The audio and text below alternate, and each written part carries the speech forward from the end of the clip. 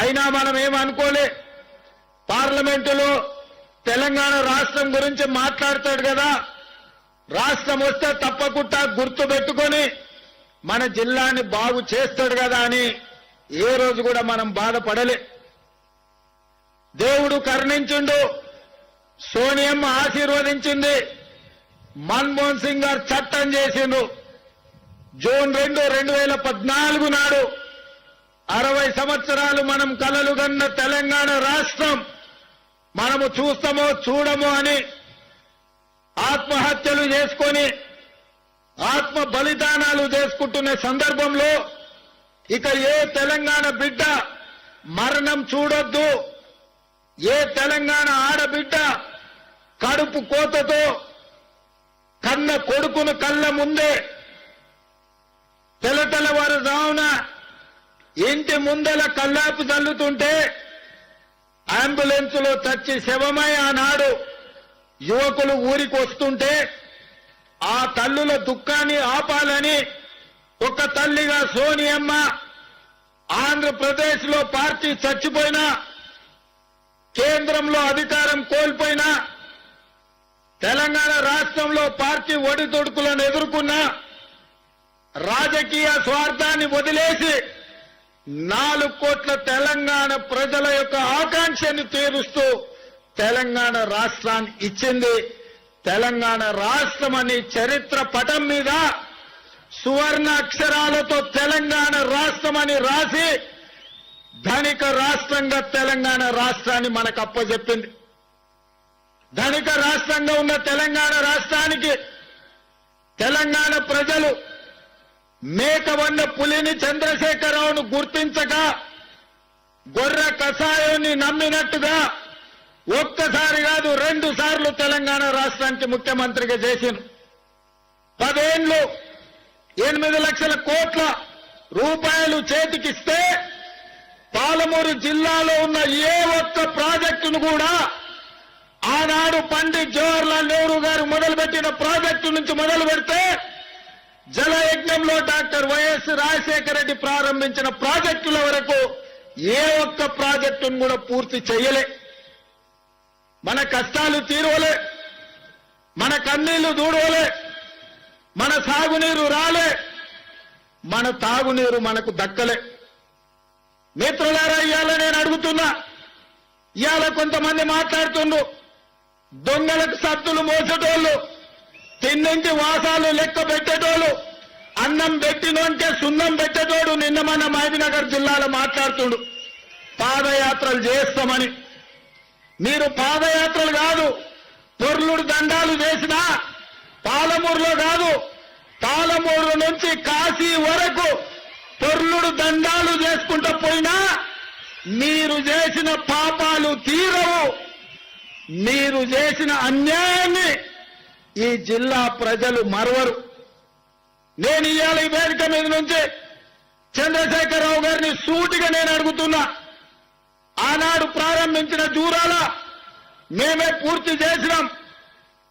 ఆనాడు మొదలైన భీమా కావచ్చు, నెట్టంపాడు కావచ్చు, కోయిల్ సాగర్ కావచ్చు, కల్వకుర్తి ఎత్తిపోతల పథకం కావచ్చు, పాలమూరు రంగారెడ్డి ఎత్తిపోతల పథకం కావచ్చు, ఆనాడే మంజూరైన మత్తల్ నారాయణపేట కోరంగల్ ఎత్తిపోతల పథకం కావచ్చు, అది చిన్నది కావచ్చు, పెద్దది కావచ్చు, ఏ ప్రాజెక్ట్ అయినా నువ్వు పూర్తి చేసినవా? ఎన్నడైనా మా రైతుల దగ్గరకు వచ్చి కూర్చొని మాట్లాడినవా? మీ కష్టమేంది, మీ కన్నీళ్ళేంది, మీ సాగునీళ్ళేంది, మీ సమస్య ఏంది పరిష్కరించడానికి నేను ఉన్నా అని ఎన్నడైనా మా రైతాంగానికి, మా పాలమూరు బిడ్డలకు భరోసా ఇచ్చినవా అని నేను అడుగుతున్నా. మిత్రులారా, ఇయ్యాల ఆయన తర్వాత ఆయన కొడుకు, ఆ తర్వాత ఆయన మనవడు రాజ్యాలు ఏలాలంట, మన దళితులు చెప్పులు కుట్టుకోవాలంట, మన ముదిరాజులు చేపలు పట్టుకోవాలంట, మన యాదవ్ సోదరులు గొర్రెలు కాసుకోవాలంట, బర్రెల్ని చూసుకోవాలంట. ఇవాళ మనమేమో గొర్రెలు బర్రెలు చేపలు చెప్పులు కుట్టుకుంటే ఆయన కొడుకు ఆయన మనవడు రాజ్యాలు వెళ్తాడంట. ఒక పాలమూరు జిల్లా మారుమూల ప్రాంతం నుంచి నల్లమల్ల అడవుల నుంచి ఒక రైతు బిడ్డ 20 సంవత్సరాల క్రితం సరిగ్గా జూలై 4 తారీఖు నాడు ఇదే మిడ్జిల్ మండలానికి జడ్చర్ల వస్తున్నా అంటే నా గుండె వేగంగా కొట్టుకుంటది. 20 సంవత్సరాల క్రితం ఇక్కడనే నా మీద ఓడిపోయిన నా మిత్రుడు రబ్బానీ ఉన్నాడు. ఆనాడు రబ్బానీ మిడ్జిల్ నుంచి గెలిస్తే జిల్లా పరిషత్ చైర్మన్ చేస్తాను డాక్టర్ వైఎస్ రాజశేఖర రెడ్డి చెప్పాడు. కానీ మిడ్జిల్ మిత్రుడు ఒక యువకుడు వ్యవసాయ కుటుంబం నుంచి వచ్చిండు, మా జిల్లాకి ఏమైనా చేస్తాడేమో అని ఆనాడు కప్పు శాసన గుర్తు మీద ఓటేసి జూలై 4, 2006 నాడు ఒక చిన్న మొక్క నాటిండ్రు. ఆ చిన్న మొక్క 2026 జూన్ నెలకి 20 సంవత్సరాలల్లో జడ్పీటీసీ నుంచి ఎమ్మెల్సీగా, ఎమ్మెల్యేగా, ఎంపీగా, కాంగ్రెస్ పార్టీ అధ్యక్షుడిగా, తెలంగాణకు ముఖ్యమంత్రిగా మీ బిడ్డ వృక్షమై నిలబడ్డాడు. మీ బిడ్డ పాలమూరులో ఉన్న మర్రి చెట్టు ఎంతమందికి నీడనిస్తుందో ఈనాడు మీరు ఆశీర్వదించి, ఆనాడు మీరు అభిమానించి గుండెల్లో పెట్టుకొని భుజాల మీద మోసిన జడ్పీటీసీ ఈనాడు తెలంగాణ రాష్ట్రానికి ముఖ్యమంత్రి అయి మీ ముందలో నిలబడ్డాడు. ఇదా గొప్పతనం.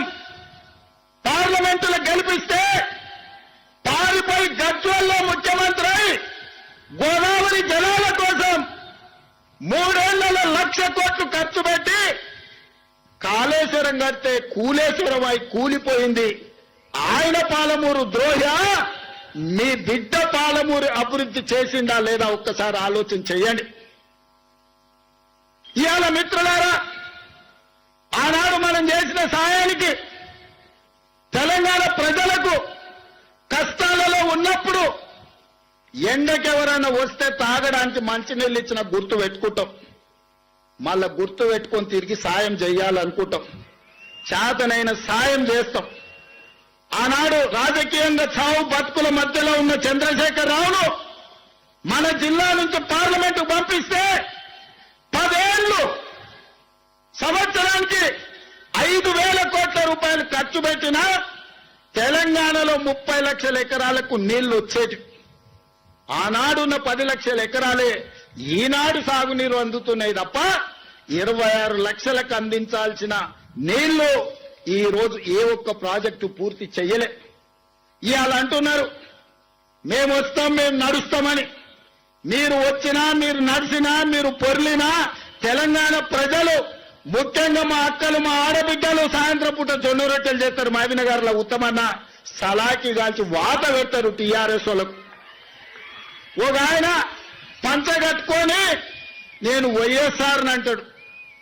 నేను ఇవాళ చెప్పదలుచుకున్నా, లాల్ చేసుకున్నాడు లాల్ బహదూర్ శాస్త్రి కాదు, గడ్డం పెంచుకున్నాడు భగత్ సింగ్ గాడు, పంచ కట్టుకున్నాడు వైఎస్ఆర్ గాడు. ఇట్లనే పంచ కట్టుకొని ఊర్లలోకి వస్తే పంచలో తొండలిచ్చి కొడతారు మా ఉద్దండాపూర్ వాళ్ళు. రా వచ్చి ఉద్దండాపూర్లో పాదయాత్ర చేతురా. మా తండాలలో మా లంబాడి సోదరులు ఆనాడు పంచగుట్ట పోలీస్ స్టేషన్ లో ఏ రైతుల్లో అయితే పెట్టిరో గా తండా నుంచి మీరు పాదయాత్ర మొదలు పెట్టుర్రి. మా లంబాడ సోదరులు మీ